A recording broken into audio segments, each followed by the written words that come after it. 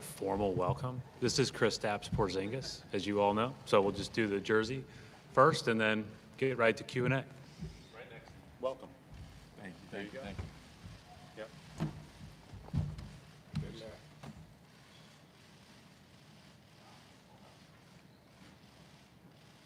Okay. Thanks, guys. Thank you. Obviously, we're excited to welcome Kristaps and excited to have him here. He's been here the last couple of days, gotten through all of the things you have to go through as part of a trade, and thrilled that he's here. I talked about him a lot the other night, so I'll let him talk more today and let Joe add on as well. But questions? Hand in the air, we'll hand the microphone. So, Kristaps, just your thoughts for, when you first heard that the Celtics were interested. It's been reported that this was a team that you wanted to join. Correct. Very excited when I first heard the news, and it was a pretty easy decision for me. Yeah, not much else to say.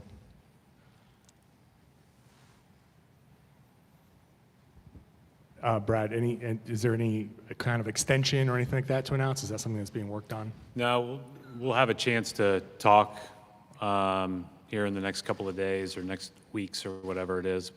But, obviously we really like Kristaps. We want him here. We'll obviously have him next year and then hopefully beyond, but we'll see all that. Kristaps, Tim Modest from ESPN. You said it was a pretty easy decision to choose to come to the Celtics. This is obviously the best team you've ever been a part of, chance to go deep in the playoffs, something you really haven't had a chance to do. How excited are you about the possibilities with this group in terms of achieving those kind of goals? And where do you sort of see yourself fitting into what obviously is a team that's had a ton of success the past few years?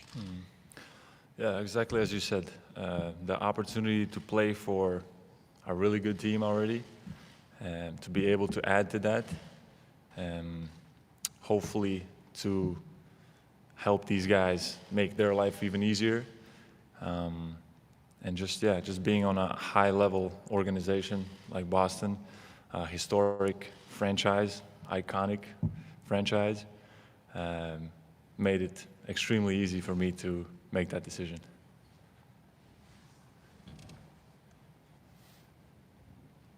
I was wondering how much of the Celtics you got to see during the playoffs, and if so, what were your observations?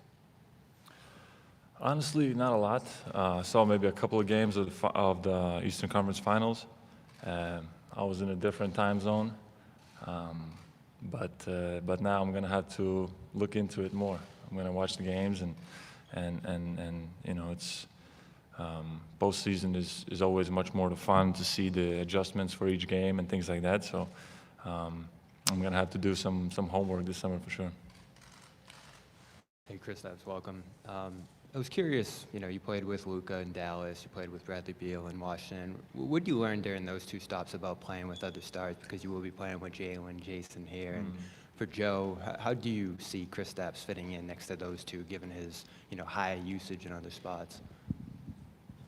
For me, yeah, as I said, I want to come here to make life easier for those guys. Hopefully with my skill set and my talent, I can take some pressure off of those guys.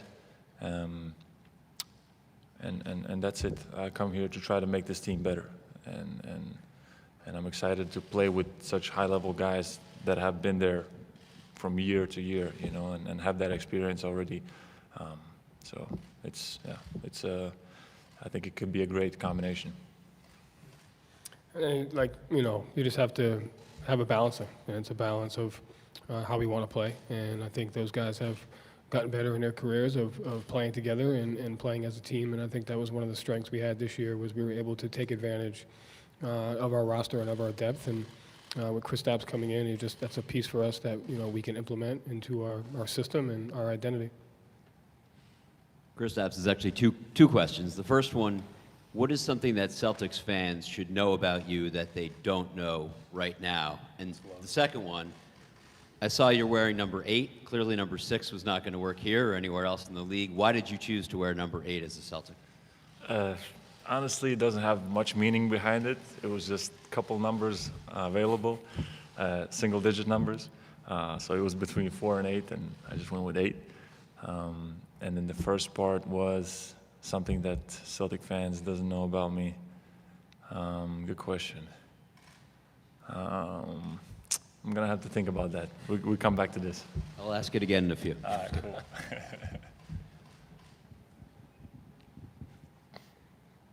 Kristaps, can you discuss last year? You had a career year in numbers in Washington. How comfortable were you? How healthy were you? And are you? And do you think you're entering your prime here? I do. I think these are the best years for a basketball player. You're physically there, and you're mentally, really, really getting to a different level. And I think the work paid off for me. I looked at my game. I looked at how I can be more efficient, and just really analyzed myself. And it paid off last season. And all the work that I put in off the court to stay healthy. My body my body also maturing and just getting to that age helped. And I believe I have some great high-level years ahead of me. How motivating is it that the organization is bringing you in, viewing you as the piece that puts them over the top in their championship pursuit? How motivating is that? Correct. Yeah, it's the most exciting feeling that you can get, just the idea of that, it's that's why, as I said, it just made it super easy, and it made my complete favorite option that was to come here to Boston. And that fire that I got from that idea just is gonna gas me up for the rest of the summer and for my time being here. And then defensively, what are your thoughts about pairing with Robert Williams and Al Horford, respectively? Defensively? Yeah, those guys are already high-level defensive players, and both are really good protecting the rim.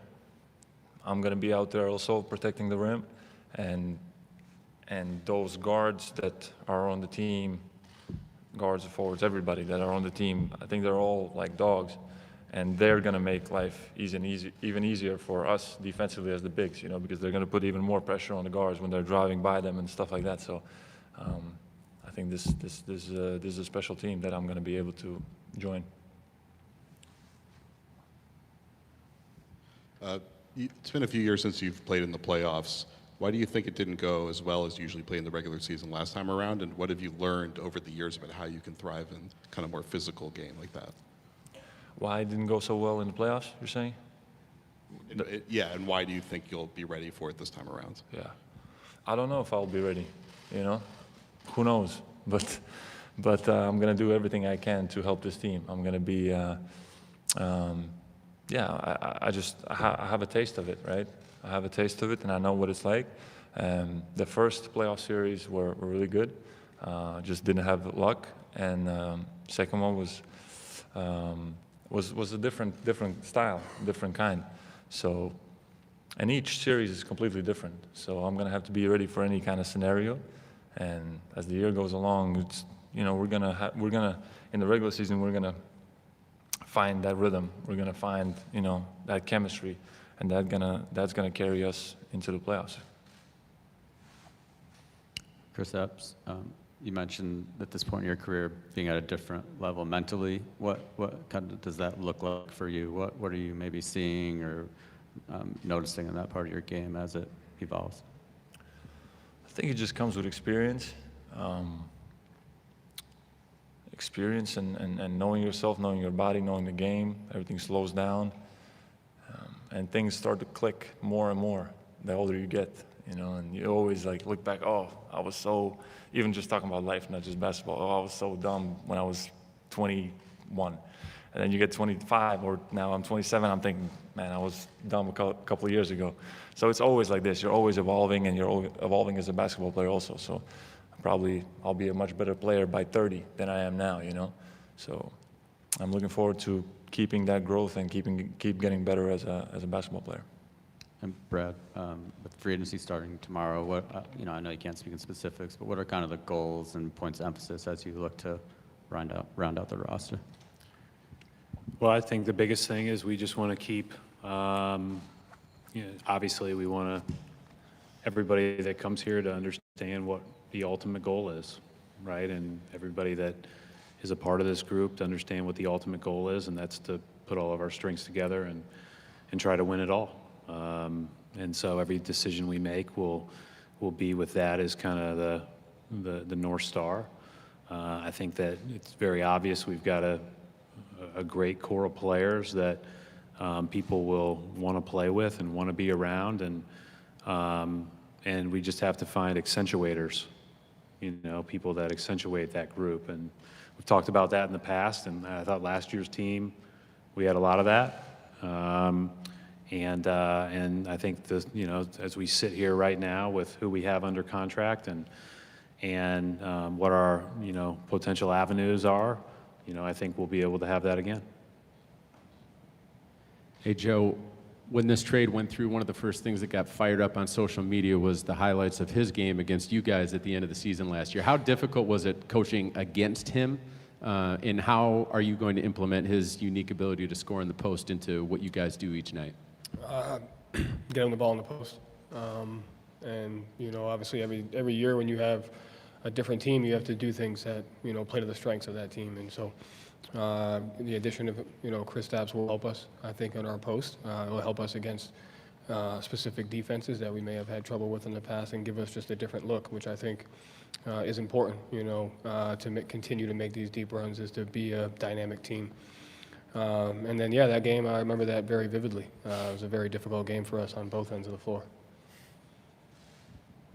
Kristaps, you obviously had an option decision to make as part of this trade, and obviously there were a couple iterations of it. It got up close to the deadline for you have to decide which way that was going to go. I was just curious what was sort of that night like for you as you were waiting for this to play out and see if you were going to wind up in Boston or not, and sort of what were the emotions like as that day went along and then when the trade got done?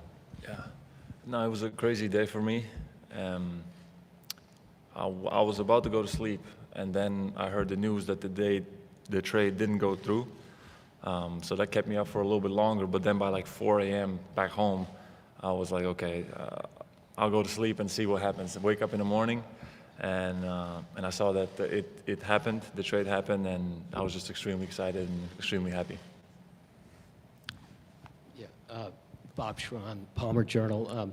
Joe, last year you, coach, and also Kristaps, last year you spoke repeatedly about the strength of the locker room.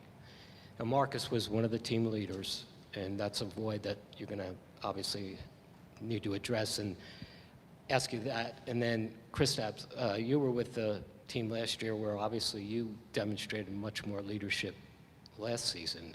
Can you guys talk about that issue, please? Yeah, no, you're absolutely right. He was a very important piece of the locker room to the city. And I think a strength of his was the ability to have an impact on and off the floor. And so that'll be missed. At the same time, we're bringing in Kristaps, who, from a personality standpoint, brings a lot of the same characteristics to where he works hard on the court, but he's also a guy that carries himself very well off the floor. And so I think that's important. And, the most important thing in our locker room is that whoever's on our team, we have a group of guys that share the same values and wanting to win and wanting to do it together. And that's what we have to build upon. And like I said, Chris, it's important for us, for me really, when they're learning about our players, that they're just as good as basketball players and people. And so I think Kristaps will, make our team better, but I think he'll make our locker room better as well. Final couple questions. Go ahead. Kristaps, you began your career in New York, obviously a high pick, a lot of pressure, kind of considered a cornerstone. How did that change you those years with the Knicks? How did that mature you? Did it mature you quickly, too quickly? What was that stretch like, and has that affected your career throughout your career? Yeah, of course. I got drafted to one of the biggest stages, if not the biggest, and I had to learn a lot quickly. But yeah, I mean, it prepared me for anything almost, in the league, and now getting traded to Boston, it kind of made me realize how much I missed being in like on a big stage, you know, and that's not like Dallas was great, of course, and Washington was great also, but I feel like this is a different level, different level of excitement and how good the team is and all of that. So yeah, I think New York helped me tremendously growing up and being prepared for almost any situation that you can be in the NBA. Final three questions, Kyrie, B-Rob, and then we'll wrap up the pod. Kristaps, you spoke about wanting to make life easier for guys like Jalen and Jason. I'm curious how having guys that can score like that will make life easier for you. Yeah, no, definitely it will make it much easier. The same way last year, you know, playing with Brad and Kuz, they helped me, but and same way Jason and Jalen, you know, they're super high level guys. They're gonna pretty much have the whole team, the opposite team, all of their attention is gonna be on them, and that might make me offensively much more open. And look forward to hopefully doing the same back to them and drawing some attention, as I said. So, yeah, it's gonna be a little bit of time until we find that chemistry on the floor, and it's gonna be, it could be a very good mix for sure.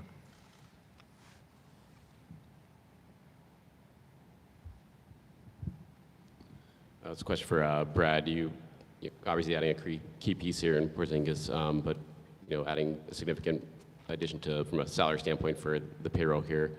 What is your flexibility heading into free agency here? You still have a green light to continually adding to this roster. You guys in a good spot at that point, and what are the challenges now of dealing with the new CBA and the kind of limitations that might be put on you guys on that front?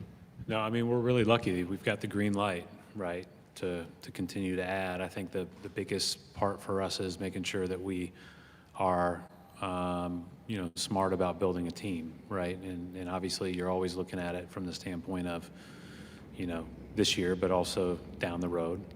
But I do think that, you know, again, we're fortunate that, you know, we were deep into the tax last year. We'll, you know, be into it this year and have the green light to continue to do it. We just want to be building a team that makes sense playing together.